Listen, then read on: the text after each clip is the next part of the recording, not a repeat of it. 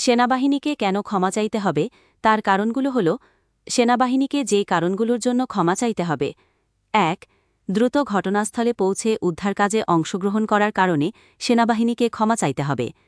fire সার্ভিসের দায়িত্ব তারা পালন করল কেন ক্ষমা চাইতে হবে ৩ দ্রুত মেডিকেল ক্যাম্প স্থাপন করার অপরাধে সেনাবাহিনীকে ক্ষমা চাইতে হবে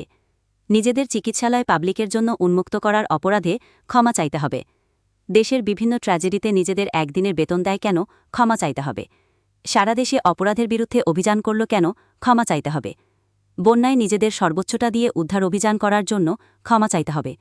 জুলাইয়ে শিক্ষার্থীদের পক্ষে থাকার জন্য ক্ষমা চাইতে হবে ৯ সারা দেশে আইনশৃঙ্খলা পরিস্থিতি ফিরিয়ে আনল কেন ক্ষমা চাইতে হবে ১০ নিজের গায়ের ইউনিফর্ম দিয়ে মা বোনের ইজ্জত ঢেকে রাখছে কেন এর জন্য ক্ষমা চাইতে হবে আপনার যদি এত কিছু জানার পরেও মনে হয় তারা অপরাধ করেছে তাহলে তাদের অবশ্যই ক্ষমা চাইতে হবে বাংলাদেশ সেনাবাহিনীকে ভালোবেসে থাকলে ভিডিওটি শেয়ার করে দিবেন